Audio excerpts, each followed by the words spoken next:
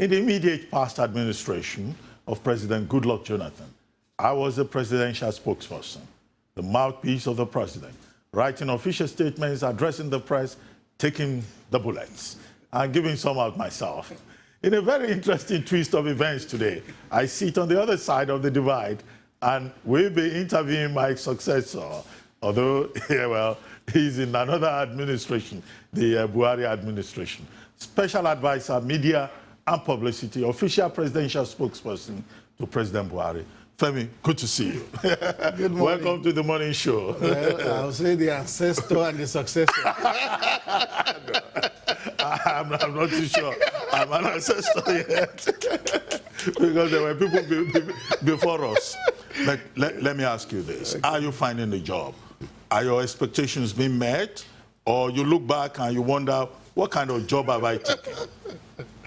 No, it depends on what actuated me in the first place to take the assignment. If I was actuated by other things rather than serving a man I admire, then I'm sure there will have been times I will have said, what the heck?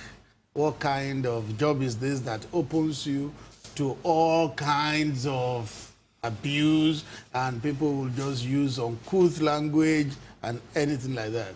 But because I am serving a man I had always admired, I then consider it an assignment rather than a job. And it's an assignment I am happy to carry out and that I will stay with for as long as the president wants me on it. Well, you say you've been exposed to a lot of abuse. Oh, God. Well, I mean, isn't some of that self-inflicted? Because people say, look, when you come to engage the Nigerian public and you tell them the president doesn't owe anybody any explanations, or you say it's better to leave your land rather than get killed, they wonder where all of that is coming from. Twist. And some of your friends say, this man is a pastor, he's a deacon. Twist. But, you know, why does he talk like this? Twists and slants. You no, know, they showed videos. There were video tips. Of course, you can take a small part of the video to also justify what you want to achieve. You won't take the totality of what the person has said. There's a totality of what I've said, which I stand by. And that was anybody that has land, talking of state now, not even individuals. Any state that has land and offers it, the federal government will take it and build ranches. It's a coalition of willing people. But anybody that says we don't have land, like Benue has said, we don't have land, and some other states, we don't have land, it's not by compulsion. It's not by force. But then I now recalled what Obasanjo said when he came out of jail. He said it's better to be a farmer on the soil rather than under the soil. And I said, I then said, okay, those who are even saying we don't have land, is it not better to be alive on your land than to be dead because you chose to hold on to land? So that's the totality of what I said, and I stand by it today, well, tomorrow, that didn't resonate well with the public. Because some people took the latter part of what I said and began to share it. Then why would you say, out of malice and ill will? Well, but why would you say, as you did on one occasion, that President Buhari doesn't owe Nigerians an explanation? I don't recall considering the fact that the people have the right to know. I don't recall that, except to justify it. I don't recall having said that. Okay, you are denying it. I don't recall, except you show me, but I don't recall. Okay, I don't recall. Well, I bet some of these things will continue to echo, well, you know, even when you're out of government. Well, you see, when you have a tree with fruits on it, that tree will attract a lot of sticks and stones. This kind of position will attract a lot of comment. In fact, like my colleague... You are telling me? Oh, But see, I wrote a piece, one of the pieces I wrote when I left government. I said, look, it's like the villa is jinxed. And that the place is full of demons, because sometimes government will have good intentions, but the good intentions would just go wrong, as if there is a spell on the government. I think you did a rejoinder to me. I did. And you said, oh, you know, there are no demons in this place. You are sleeping, you are snoring. Are you still sleeping and snoring? I even wake myself up with the sound of the snoring at times. No, you can't be sleeping and snoring because this government has had a lot of issues. Yes, there are lots of issues. You can't afford to sleep and snore. Every government will have issues in Nigeria as long as this country remains this way. No, but this is peculiar because, I mean, you started by saying you admire President Buhari. Yes. You are probably one of those people who saw him, I don't know whether you still see him, as a messiah, as somebody who will rescue Nigeria. He promised change. You were part of the change campaign. But he's not been able to save Nigeria. I wouldn't use the word messiah. I wouldn't use the word messiah. I don't think I've ever used it for him. But I've always seen him as a man who can make a difference. And he's making that difference now. No, many Nigerians don't think so. There are many people who are insisting that the change agenda has failed. What do you think? There are people who normally see things from the negative. No, the majority of Nigerians. Listen, no, show me your sample size. Show me the scientific study you have come. No, I'm relying on reports in the newspapers. Then it's not scientific. No, it doesn't have to be scientific. It has to be scientific. No, it's about perception. To be trustworthy. No, it's perception. Yes. And your job is perception management. Perception is not always right. It's not always right. It's not always right because the reality is often different from the perception. Yes, most times they say perception is 99% of reality, but there's still that 1%. That Okay, shows if you say the change agenda is working, tell me how. It is working. It is, well, it is alive. By change agenda, what did Nigerians expect, or what did the party that came to power mean that we are coming with change? Don't consider this a dig in the ribs. Don't worry. You serve the government. I will hit back. You serve the government in which we were told that stealing was not corruption. Now we know. No, that was taken out of context. Okay, good. So you know how Nigerians can take things out of context, like they took my own out of context. But we know that today, stealing is corruption. That is change. Now, we also know that even when members of your government have been accused of corruption, and there have been cases that have been, put up, and the administration has chosen to look the other way. Accusation is not the same thing as indictment or conviction. Okay, let me give you one example. Accuse anybody of anything. No, we all know the case of Abachi Lawal. Yes. He was given a slap on the wrist. No. And there have been so many other cases. No, if you choose to see it that way, maybe it's deliberate because you also want to diminish the administration in a way. What Babachir Lawal was accused of and what the panel that probed him said was that, yes, he's guilty of conflict of interest. And that was enough to ask him to go. After that, the security agencies, the anti-graft agencies need to probe him, which they said they were doing and possibly are still doing, until they find a prima facie case that can stand the rigors and but it looks like he's been rehabilitated. He's back in the good graces of the president. No. The personal relationship is a different thing. It's a different thing. But Babachir Lawal and the president had a relationship before he was asked to come and work. Political corruption is probably the worst form of corruption. Under your administration, we had this election in Ekiti, where a new phrase was introduced, see and buy. And we had members of the APC going on television and saying they had no option but to buy votes. Well, I do not know because what has the administration done about that? I was not there. They looked the other way. I was not in Ekiti. And I do not have evidence that APC bought. But what I have heard, which I can substantiate, is that both sides bought votes. I've heard that. I'm not sure. Does that make it legitimate? Well, it doesn't make it legitimate, but you can't accuse just one. The Minister of Finance, Femi Adesina, has been accused of forging an exemption certificate of the NYSC.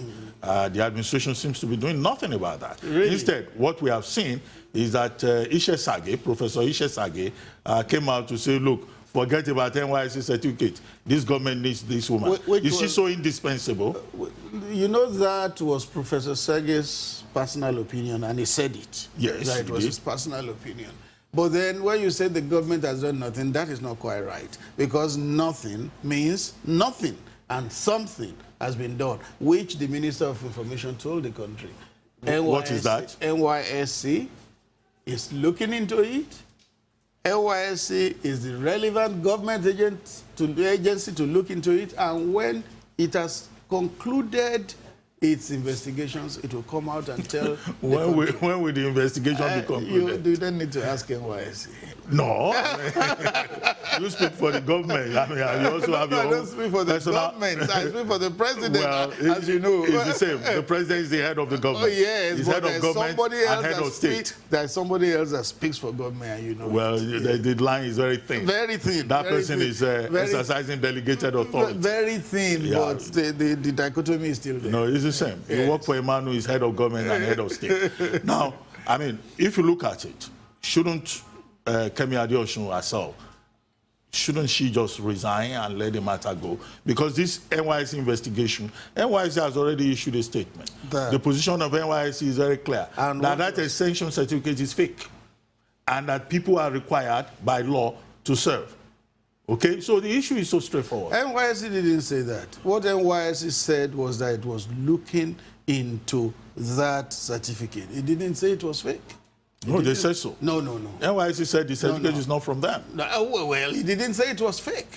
No, it is fake. It is not from them. They are the issuing authority. And they promised to get back to Nigerians, so we wait until they get well, back but it will be a major minus, if you agree with me, for this government, if that is swept under the carpet like many other things. Now, let's go to another issue. Yeah, you know, the Buhari government came to power on a tripod: security, economy, corruption. Let's look at the issue of security. Yeah. Will you say President Buhari has done a lot in that regard? Yeah, fortunately, Yes. till May 2015, you were the one that issued this. Now you want to attack me. I'm ready for you. You were the one that issued the statements about bombings and killings all over the country. You could do 3 in a day. You could do 5 in a day. If I got to a point that we used to joke in the newsroom then that Reuben already had a template for this. Is it the same template you are using now? No, I established the template in the department. And it's the same boy is working for you. That Reuben already had a template. He just changed it. No, but talking seriously, I mean, we had to deal with terror, with the Boko Haram attacks in the northeastern part of the country. Yes. And before we left, many of those places that were occupied, the local governments that were occupied by the Boko Haram had been freed. 17. And before the election, Not true. No, they were free. Local governments were still being occupied. And that was why election took place in those parts of the country. It was a retreat. And it was the equipment, the hardware, the software provided by the Jonathan administration that the present administration is using. Government is a continuum. Yes, so you can say that just as many of President Jonathan's achievements, you know, President Buhari is building on them. Which is without giving him due credit. When you guys don't give us credit. When the Abuja-Kaduna rail line was launched, I was there. I heard the speech which said this had been done to this percentage by the previous administration, and we are completing it. When the Abuja Airport light rail was commissioned a couple of weeks back, I was also there, and it was said this started under the Obasanjo administration, taken up to this percentage by the last administration, and we have concluded it. There is nothing that this administration will conclude and will not give due credit to all those who started it. Look at the Itakpe to Warri rail line. Yes. Started under Babangida. The first train moved about 2 weeks ago from Itakpe to Warri. Started under Babangida. It's in the public domain that Babangida started it. Look at the Mambila project. Started 42 years ago that we are working on. We said it. This started 42 years In fact, ago. there are some projects in Nigeria that started at independence that have not been concluded. But still on the issue of security, Yes. I mean, many Nigerians are concerned Yes. that President Buhari is not doing enough or not doing anything about herdsmen killings. And that because, you know, those herdsmen see that government is tolerating them, that's why the impunity is increasing. But we know it's not true. Recently, we chronicled the many things President Buhari has done about the killings, both at the security level and at the economic level, including the team set up by the National Economic Council, headed by the Vice President, and his recommendations. We chronicled everything. It just seems to suit some people to allege that President Buhari is not doing anything, because they think there's some political capital they can make out of the fact that he himself is a Fulani man.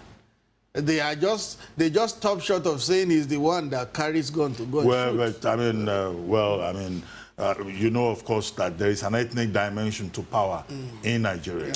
You know, and we've seen quite some people saying it's our man that is there and we can do what we like. Have you had issues with some of such people? This, now my brother did their crowd, which is one of the things I'm trying to write on soon. No, okay. Yeah, people who say, the president na my brother. No. And they misbehave and they come to you. No. They tell you how to do your work. No. Everybody's a media specialist. Yes, I know there's that tendency that everybody is a media specialist. But do you know, President Buhari, if anybody approaches him on anything media, the first thing he asks them is, have you seen Adesina? If they have not seen me, he directs them back to me. Right from day one, the very day I resumed, you know what the president told me? Don't let anybody keep you away from me. If you need to see me, come to see me. But I'm surprised that you are here. I mean, your principal is in London. Yes. You are here. Yes. My own principal at my time, there was nowhere he went to that was not with him. Yes. I was with him, you know, yes. all the time. When the president considers that it is a private trip, you know what he tells his aides? You to take a holiday. Go and be with your family, so that while I'm away, you also spend time. The president of Nigeria cannot really have a private trip in that sense. This is because his aides will be around him. Few aides, minimum. Yeah, but his spokesman, minimum. You know, his spokesman should be around him. When a man is on holiday, he really needs his spokesman. Is he really on holiday or is on a working visit? He's on a holiday. He's on a holiday. We said 10 working days holiday, which translates to 2 full weeks. So when is he coming back? This weekend. That's confirmed? This weekend. Because Nigerians have been saying he's probably on a medical trip. Some Nigerians will say anything. Okay. He will come home for Salah, right? Will he travel immediately after? He's in the country. When he's in the country, he can be anywhere. Yeah, no. Will he still travel again? Outside? Yes, to London. Because Nigerians say he seems to like London a lot. Don't you like London? You've been there many times, I know. You know? I know. No, but answer the question. Will he come back just for Salah and then he will go back? When I got into government, the first phone call I made to you, you were in London then. Really? Yes, I recall. Okay, I was actually in Oxford. Oxford, yes. Okay. But have you been in touch with the president since he traveled? If I want to talk to him twice, thrice a day, I can. Okay, you do the work by phone call. And communication is communication. No, by phone call. Communication. If I'm in Nigeria and he's in London, how else will we do? Unless you want us to use the Ouija board or... Anyway, what's your take on the relationship between the presidency and the National Assembly? It seems to be really bad, considering that at a point, the APC had the majority, in the Senate. They still have. Oh, you think so? They still have. Okay. They still have. But why is this so? They still have. The list that PDP itself published shows its senators at, I think, 48 or 49, with the 2 victories over the weekend. Although technically they don't become senators till they are inaugurated. But with those 2 victories, APC is around 55, 56. Yeah, but why is the relationship between the executive and the legislature so bad? Now, what I think should be the right relationship between executive and legislature is one of, not one that they are in bed together, one that they are like checks and balances. But when a party is in the majority, like APC is, it then should be able to get its bills and requests through much more easily. But what we found out in the past 3 years was that the greatest opposition to an APC government came from an APC-dominated legislature, which was not good. It's not good. So is that not a failure of leadership? It's not President Buhari not being able to manage it's because his party members. It's because somebody subverted the prescription of the party. Whether you like it or not, there is guided democracy. For things to work, there's guided democracy. And the law says the lawmakers should elect their own leadership. But the party, Section 50 of the 1999 Constitution. Yes, I know that apart from a journalist, I'm also a lawyer. So, but the party can also guide, because the party is the platform on which they all came. There was that guidance. It prescribed where the Senate president will come from. It prescribed where the speaker will come from. But you found that some people, by subterfuge, took it. Who are these people? We know Who is the person? Well, I want you to name the person. The Senate president, he decamped recently. We know that he was not the one the party recommended. And to get that diadem, he had to align with the opposition. It's like a son of the house calling robbers. So come and raid his father's house. Well, that's a moral question you are raising. Well, morality but the government also has not been nice to him. You guys have called him a thief. You have called him an armed robber. You have taken him to the Code of Conduct Tribunal. He even had to go to court to say, look, he should not be harassed any further. I don't recall all those epithets you mentioned. I don't recall. No, I'm telling you the substance of the various cases against him. Okay, well, it was for the courts to decide, and the courts have decided. So, if he had been called all that name, which I don't recall, the courts have said those names don't exist. What exactly happened? Why would the government, an arm of government, a department of government, freeze the accounts of Benue and Akwa Ibom State? Was the presidency aware? And what is the presidency doing about it? That one I will not be able to speak on, because the EFCC purportedly did it. So EFCC spokesman is the one who can speak on that. No, but it's the same government. And when it happened, the president has not been around, so I didn't have the benefit. But there is an acting president. Yes, well, he has his own spokesman. Oh, really? Is it a divided presidency? No, it's one presidency, but when the president is not around, Laolu Akonde, who speaks for the acting president, speaks for the acting president. Except the president himself wants to make an intervention from wherever he is, that is when we speak. Well, we didn't have that division in our time. We worked as a team. We work as a team. Really? Oh, sure. Ask anybody within the inner circles of the village. So what happened in the Daura case? Or is it again the business of Laolu Akonde and Professor Osinbajo? It's in the public domain. Yeah, but what exactly happened? There must be, I mean, people say we have not been told the true story yet. Well, people always... What is the story? People always want to hear what they think is the story. Okay, tell us what the story is. The story has been told. And which is?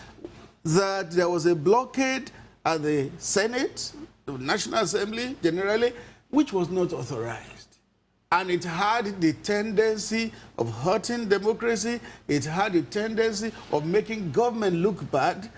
So it was condemned. And then the person who was behind that unauthorized blockade faced the music. Well, is it really possible for the director of the Department of State Security, who is also a member of the National Security Council, to go on a frolic of his own and ignore the president and the vice president? The statement that came from the office of the acting president already answered that question.